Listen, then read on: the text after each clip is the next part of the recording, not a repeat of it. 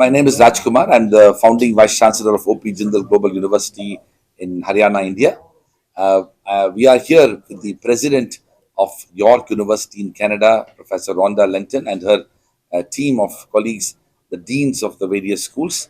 The purpose of our visit to Chennai is to essentially uh, bring in a stronger imagination for Canadian higher education in India and to also promote the role and responsibilities of higher education and to what extent York University can contribute to fulfilling the aspirations of students in the state of Tamil Nadu, but also beyond.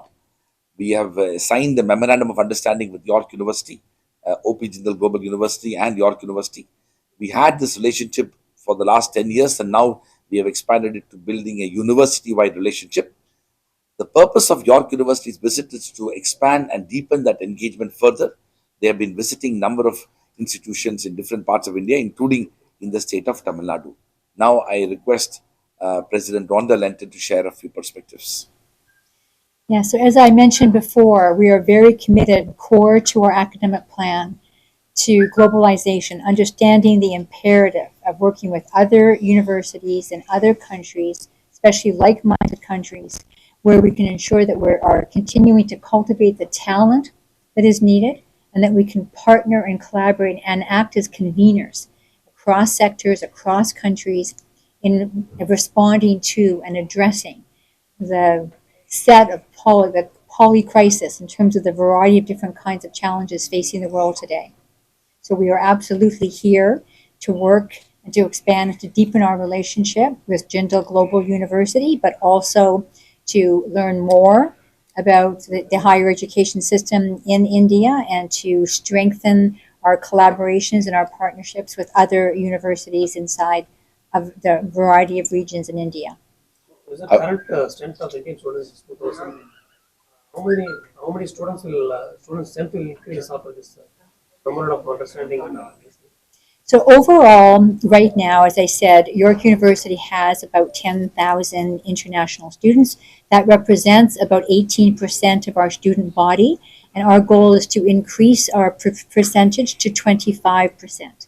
But that's overall across the institution, not just necessarily, but we would apply that kind of percentage, that interest in that growth to individual universities as well. That's our goal. But besides the students part of this visit, one of the things that the York University is also doing is to look at research-based collaborations, opportunities to work with researchers and even fund research that can advance and address big issues of our time. Essentially, the idea of a university like York University to come to India is to look at wide-ranging partnerships that transcend not just student mobility and movement of Indian students to York University, but also to develop joint conferences, joint publications, joint research projects. And those are absolutely important because India, under the national education policy, is poised to build international collaborations. We are creating a national level research ecosystem. All these things can be of immensely benefited through international partnerships with leading universities such as York University. how much students will be intake to this 3 weeks entrepreneurship program? The entrepreneurship study tour? Yeah. What did you want to know How about? much students is going to be vice versa? Well, because it's a brand new program, we don't know exactly how many numbers we can accommodate, but we expect it to be very popular.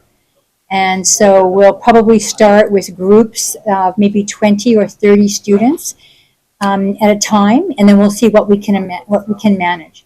I just want to reinforce a point, though, that was made by Vice Chancellor Raj Kumar, that although, of course, we do and we benefit from having international students join the university, a number of our students can't afford to go and take advantage of an international opportunity. And so when you have international students on your campus, they meet those international students and they have an opportunity to interact. But I really want to emphasize that it has to be mutually beneficial and reciprocal. We want domestic students to go to other countries as well. And so when we are talking about working with Jindal, it's about how we can encourage our students to take advantage of that two-way collaboration. And not only through the physical, but even doing a globally networked learning course where a faculty member at each institution can do a course online.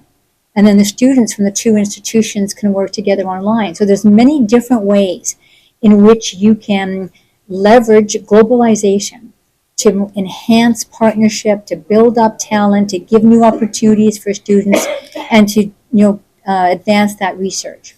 I also want to add.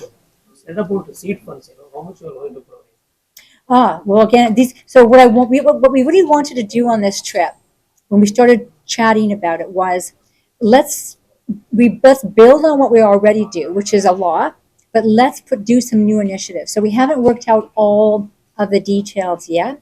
I would suspect that I would probably put aside somewhere in the vicinity of $1 million of seed funding. Yeah. But, I'm sorry. Sorry, go ahead. But India also has established this national research fund.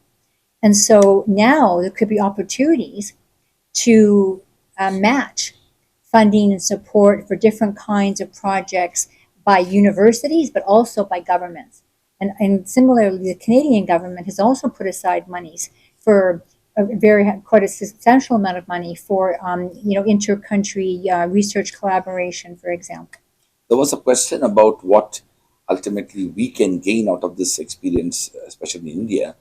I think from York University's experience, three important lessons can be learned for very many Indian institutions. One is that York University, at a relatively short span of time, in nearly 6 decades, has been able to build a 55,000 plus student community. In a country like India, where we need to provide education to a large number of students, York has ensured that both quality and quantity can be possible, which is something that is not necessarily obvious in many Indian institutions. If you look at our premium institutions, they are very, very small. Second, York is also an example of how to ensure that you can provide world-class education and world-class research. Teaching and research together happens at that level, and something that many Indian institutions can learn from their experience. And the third is York has also been able to bridge the gap between theory and practice by focusing on experiential learning and opportunities that will bridge that gap and provide opportunity for students outside the university, applying their knowledge in industry and in other organizations. These three are so central to the vision of the national education policy, and that is why collaborating with York University is going to be immensely beneficial for many Indian institutions, besides it being an inspiring opportunity for Indian higher education system. Thank you very much.